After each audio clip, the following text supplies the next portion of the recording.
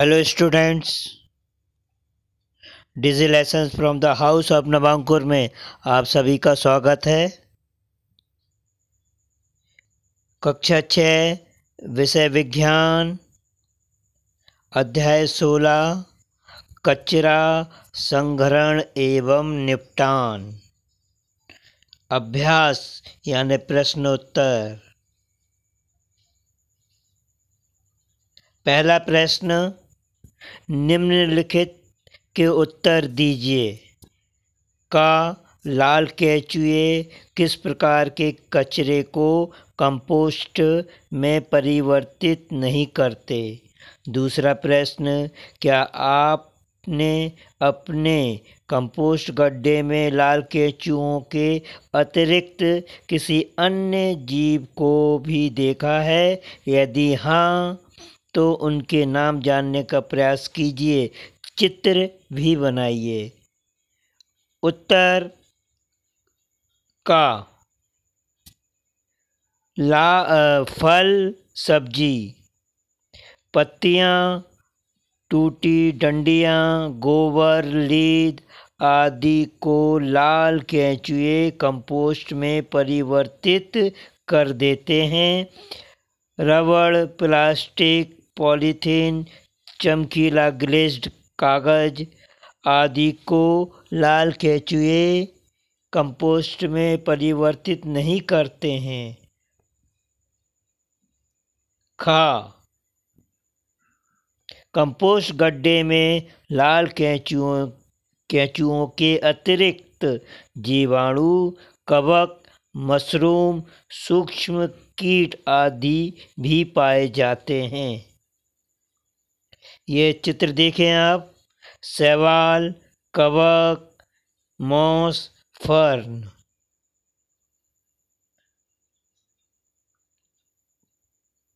अगला प्रश्न क्रमांक 2, चर्चा कीजिए। क्या कचरे का निपटान केवल सरकार का ही उत्तरदायित्व है?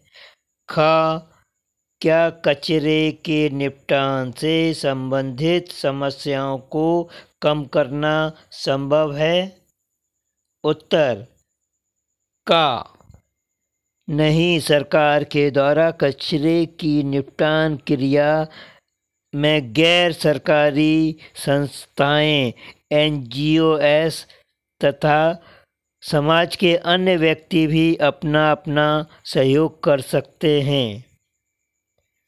खा वाला उत्तर हाँ, कचरे से संबंधित समस्याओं को कम करना संभव है, जैसे कूड़े कचरे को विशेष बर्तनों, डिब्बों आदि में एकत्र करना। जैव निम्नीकृत कूड़े कचरे को अलग एकत्र करना चाहिए तथा जैव अनिम्नीकृत कचरे को अलग एकत्र करना चाहिए। जैव निम्नीकृत कचरे को कंपोस्ट वाले कचरे तथा पुनः चक्रीकृत कचरे में अलग करने का उनका पुनः उपयोग करना सरल हो जाता है। प्रश्न क्रमांक 3, इसमें भी 2 प्रश्न हैं। पहला प्रश्न, का के रूप में, घर में बचे हुए भोजन का आप क्या करते हैं? और खा वाला प्रश्न देखें। यदि आपको एवं आपके मित्रों को किसी पार्टी में प्लास्टिक की प्लेट अथवा केले के पत्ते में खाने का विकल्प दिया जाए तो आप किसे चुनेंगे और क्यों? पहले का वाले का उत्तर, घर में बचे हुए भोजन को या तो हम पालतू पशुओं, कुत्ता, बिल्ली, गाय, सुअर, कौवा आदि के भोजन के रूप में प्रयोग कर लेते हैं, और या उसे जैव निम्नलिखित कूड़ेदान में, जो हरे रंग का होता है, में एकत्र कर लेते हैं, जिससे उसका उपयोग कंपोस्टिंग में किया जा सके। खा वाला उत्तर, किसी पार्टी में हमें तथा मित्रों को खाने का सामान दिया जाए तो हम केले के पत्तों को साफ करके उसका प्रयोग करना पसंद करेंगे। इसके उपयोग के निम्नलिखित कारण हैं। भोजन करने के पश्चात केले के पत्ते को निम्नीकरण हेतु कचरे में डाल दिया जाता है। दूसरा, यह भोजन के संपर्क में आने पर उसे किसी भी प्रकार से प्रदूषित तथा संदूषित नहीं करता। तीसरा, इसको कम मूल्य में प्राप्त किया जा सकता है। चौथा, इस पर भोजन करना पवित्र माना जाता है। पांचवा, एक ही पत्ते के टुकड़े पर भोजन की अधिक मात्रा तथा कई प्रकार का भोजन एक साथ रखा जा सकता है। चौथा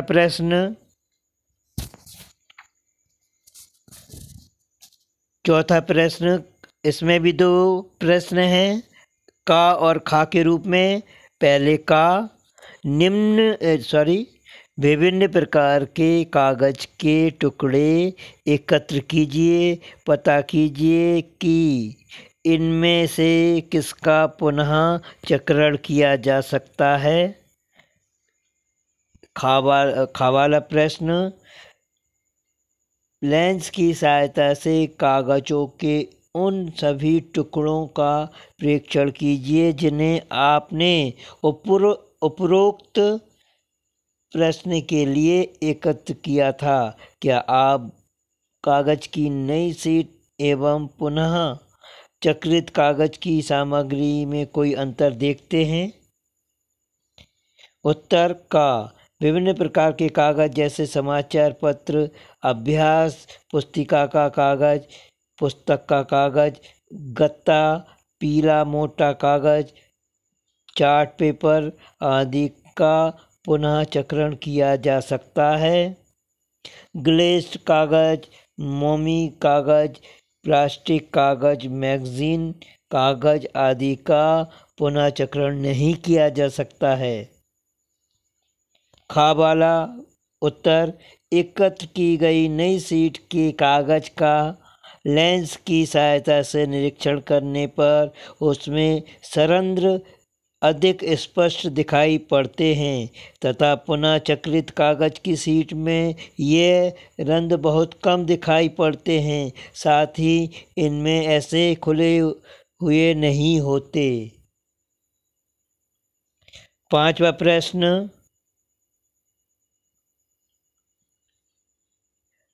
प्रश्न भी 3 प्रश्नों के साथ है। पहले का, पैकिंग में उपयोग होने वाले विभिन्न प्रकार की वस्तुएं एकत्र कीजिए। इनमें से प्रत्येक का किस उद्देश्य के लिए उपयोग किया था, समूह में चर्चा कीजिए। खा, एक ऐसा उदाहरण दीजिए जिसमें पैकेजिंग की मात्रा कम की जा सकती थी। गा, पैकेजिंग के कचरे की मात्रा किस प्रकार बढ़ जाती है, इस विषय पर एक कहानी लिखिए। पहले उत्तर का वाला, पैकिंग में उपयोग में आने वाली विभिन्न प्रकार के वस्तुएं तथा उनके उपयोग के उद्देश्य निम्नलिखित हैं। यहाँ पे चार्ट देख रहे हैं, पैकिंग की वस्तुएं और उद्देश्य। पहला, पैकिंग की वस्तुओं के नीचे 1 नंबर ग्लेज्ड कागज। उद्देश्य के नीचे, देखने में सुंदर, उस पर छपी लिखाई एवं चित्रों का स्थायीकरण। गा, इसी का दूसरा, वस्तुओं पर इसका कोई प्रभाव नहीं। तीसरा सस्ता। चौथा वस्तुओं की सुरक्षा। दूसरा, पैकिंग की वस्तुओं के नीचे देखें, गत्ते का डिब्बा। उद्देश्य के नीचे देखें, वस्तुओं की सुरक्षा पहला। दूसरा सस्ता। तीसरा भार में कम। चौथा पुनः चक्रित। पांचवा सस्ती वस्तुओं से निर्मित। तीसरा, पैकिंग की वस्तुओं के नीचे सेलोफिन कागज सस्ता। दूसरा, जल से कुप्रभावित। तीसरा, पारदर्शी। चौथा बिंदु देखें, प्लास्टिक सीट। इसके सामने पहला आकर्षक। दूसरा, जल से कुप्रभावित। तीसरा, सस्ता। पांचवा, टिन के डिब्बे। सामने देखें, वस्तु की अधिक सुरक्षा। खाली डिब्बे का पुनः उपयोग। टूट जाने पर पुनः चक्रण। अब खा वाला उत्तर देखें।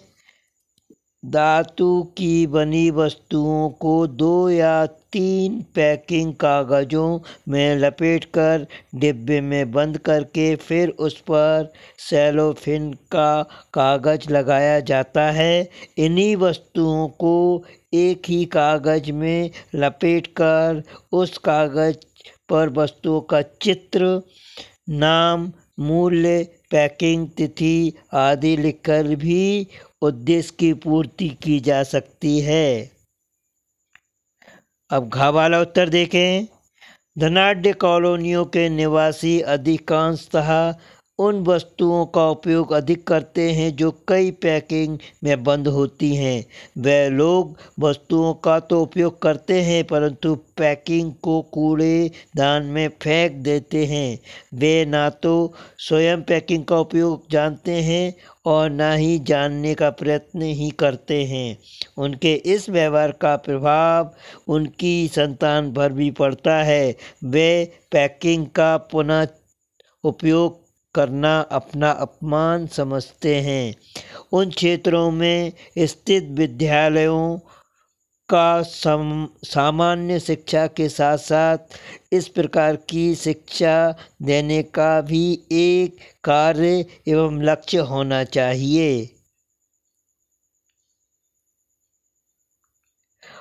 अध्यापक छात्रों से उनके परिवार में आई वस्तुओं के विभिन्न प्रकार के पैकिंग को मंगाकर उनसे कलमदान, पिन, कुशन, गुल्लक, समय सारणी, कैलेंडर की सजावट, शोपीस, पुस्तक कवर, पुस्तक चिन्ह, गुड़िया, खिलौने, तस्वीरों की सुंदरता आदि करा कर कचरे तथा बेकार पैकिंग का सदुपयोग सिखा सकते हैं। इस प्रकार के क्रियाकलाप में छात्रों में हीन भावना का ह्रास, बेकार चीज़ों का सदुपयोग, कचरे की मात्रा को कम करना तथा उनके पुनः चक्रण का ज्ञान अर्जित हो जाता है। यह तभी संभव हो सकता है जब वहाँ के लोगों में इस प्रकार की भावना जागृत की जाए तथा उन्हें इस कार्य के लिए प्रेरित किया जाए। छठवां प्रश्न,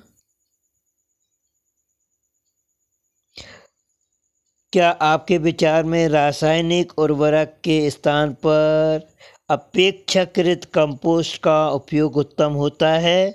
उत्तर, रासायनिक उर्वरक के स्थान पर कंपोस्ट का उपयोग करना निम्न कारणों से उत्तम होता है।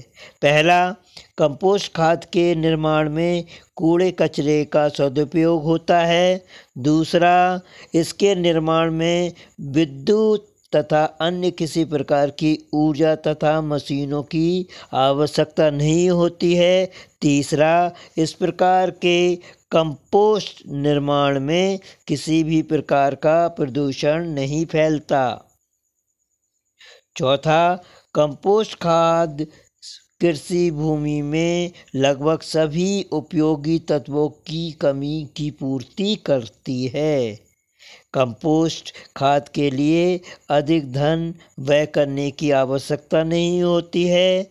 छठवां, कंपोस्ट खाद के अधिक उपयोग से कृषि पौधों को किसी प्रकार की हानि नहीं होती है। इसी कारण से कंपोस्ट खाद का उपयोग रासायनिक उर्वरक के उपयोग की तुलना में अति उत्तम होता है। बच्चों, पाठ 16 के पूरे प्रश्नोत्तर मैंने समझा दिए। आप सभी बच्चों को बहुत बहुत धन्यवाद।